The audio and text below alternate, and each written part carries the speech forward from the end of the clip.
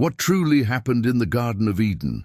Far beyond a simple fruit, the story of Adam and Eve hides mysteries that have shaped every one of us. Why does this narrative resonate with such profound implications for every human life, going far beyond a mere act of disobedience? Today, we're not merely recounting an ancient tale, we're embarking on a quest to unveil the deeper, more enigmatic layers of this foundational narrative. Here, our mission is to explore biblical narratives, not just to read, but to feel, question, and discover their true mysteries. We believe that within these sacred texts lie hidden truths and profound lessons waiting to be unearthed by those willing to look beyond the surface. This is more than just a story. It's a mirror reflecting our own human condition, our vulnerabilities, and our eternal quest for connection and understanding. Our quest today is to delve into the very first curse, the choices that shaped our world, and the enduring impact of a single, fateful moment in the Forbidden Garden. If you feel called to go deeper into the stories of the Word, to unravel the mysteries the Bible subtly hints at, then join our community. Click subscribe and hit the notification bell, because today's revelation could change your perspective forever. In the serene heart of Eden, a garden meticulously crafted by divine hands, stood Adam. The Lord God had placed him there, tasking him to work it and take care of it. Amidst the flourishing trees and vibrant life, one command stood paramount, etched into the very fabric of existence. You are free to eat from any tree in the garden, but you must not eat from the tree of the knowledge of good and evil, for when you eat from it, you will certainly die. A delicate balance, a singular boundary, defining freedom within paradise. Then came Eve, a companion formed from Adam's very being, sharing in the stewardship and the sacred prohibition. For a time, peace reigned, a harmony unbroken. Their days unfolded in innocent communion, unaware of shame, untouched by fear. The air was pure, the light unshadowed, and their relationship with the divine was direct and unburdened. But into this perfect symphony crept a discordant note. A creature, described as more crafty than any of the wild animals the Lord God had made, slithered into their awareness. This serpent, insidious and persuasive, began its whispered assault, first to Eve. Did God really say, "You must not eat from any tree in the garden"? The question itself a subtle poison, planting seeds of doubt in the fertile ground of trust. The temptation escalated, the serpent twisting truth, promising godlike understanding, a liberation from ignorance. Eve, gazing at the forbidden fruit, saw that the fruit was good for food and pleasing to the eye, and also desirable for gaining wisdom. The allure was overwhelming. She reached out, plucked, and ate. Then, with a gesture that would forever alter human destiny, she offered it to Adam, who was with her. He too ate. In that moment the world shifted. Their eyes were opened, not to enlightenment, but to a crushing awareness of their nakedness, their vulnerability, and the sudden chilling distance between themselves and their Creator. The traditional understanding of Adam and Eve in the Garden of Eden recounts the idyllic beginning of humanity. It paints a picture of a perfect paradise, a world without blemish or suffering, where God had placed the first man and woman in a state of pure communion with Him. This interpretation emphasizes the initial harmony and the profound blessing bestowed upon them.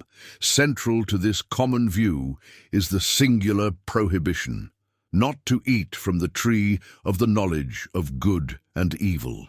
The consequence was clear and dire, lest they die. This commandment served as a test of their obedience, a simple yet profound boundary set by the Creator to define their relationship. The story then unfolds with the cunning serpent's temptation. Eve, deceived by its persuasive words, partook of the forbidden fruit, believing it would grant her greater wisdom. Her subsequent act of offering it to Adam, who also ate, is seen as the pivotal moment. This act of disobedience, universally known as the fall, is understood to be the genesis of sin and death in the world. Consequently, Adam and Eve were expelled from Eden, a paradise now closed to them, and suffering, toil, and mortality became the indelible hallmarks of human existence. The overarching moral lesson often drawn from this narrative highlights the severe consequences of disobedience to divine command and presents a foundational explanation for the origin of human sinfulness and the fractured state of the world. Pause. But what if the story you just witnessed is far more complex and full of enigmas than simply a test of obedience? What doesn't the Bible explicitly tell us about this moment, and what secrets are hidden between the lines that reveal the true depth of human nature, divine justice, and the birth of a world forever changed? This is where our true discovery begins. Our journey into the Garden of Eden truly begins when we start to question what lies beneath the surface. Let us delve into the first mystery, the nature of the forbidden knowledge. What exactly was the knowledge of good and evil that Adam and Eve gained? Was it merely a simple awareness of right and wrong, a moral compass suddenly activated within them? Or was it something far more profound, something that irrevocably altered their very essence? Pause. Consider the implications. Did they gain a new capacity for abstract judgment, allowing them to categorize and evaluate their experiences in a way they couldn't before? Was it the birth of true self-awareness, where they suddenly saw themselves as separate, distinct individuals capable of independent thought and choice rather than extensions of the divine plan? Or could it even be a different perception of reality itself, fundamentally altering their relationship with God and the pristine creation around them? This knowledge was not just information, it was a transformation, reshaping their understanding of existence and placing an immense burden of discernment upon them. What do you think this knowledge truly entailed? Now let's confront the shadowy figure that initiated the fall, the serpent's true identity and motivation. The Bible describes it simply as more crafty than any of the wild animals the Lord God had made.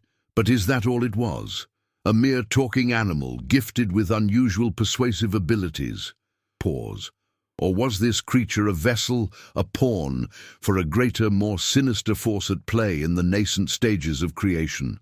The theological implications are immense. If it was simply an animal, how could it so effectively challenge God's direct command and tempt humanity to such a profound transgression? Many interpretations link the serpent to a fallen spiritual entity, a force of cosmic rebellion.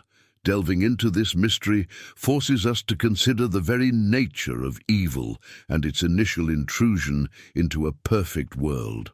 What truly empowered this tempter, and what was its ultimate goal in leading humanity astray? Was it chaos, destruction, or a twisted desire to usurp divine authority? Our third profound enigma lies in a paradox: the immediate versus delayed death. God's warning was unequivocal.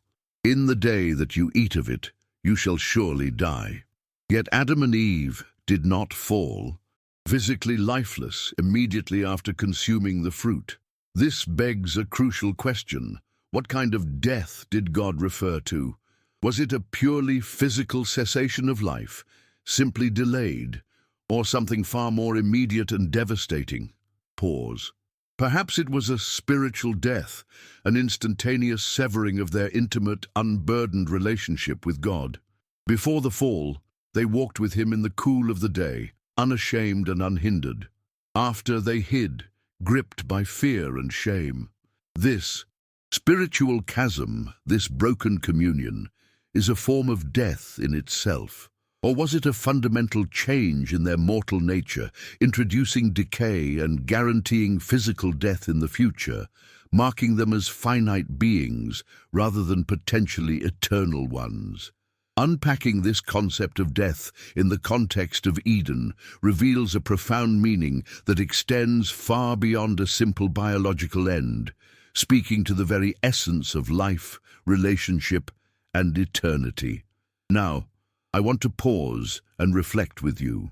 What enigmas has this story ignited in your heart? Beyond the literal act of eating a fruit, what deeper human desires or vulnerabilities might the forbidden fruit represent for us? And how do these insights challenge or confirm your understanding of the fall? Pause. In what ways do modern human beings continue to grapple with the tension between knowledge and obedience? Are there contemporary forbidden fruits that promise insight, enlightenment, or power, but ultimately lead to separation, inconsequence, or even a loss of innocence? Pause. And finally, how does the ancient story of Adam and Eve encourage us to reflect on the nature of our own free will, the choices we make daily, and the enduring consequences that ripple through our lives and the lives of those around us, impacting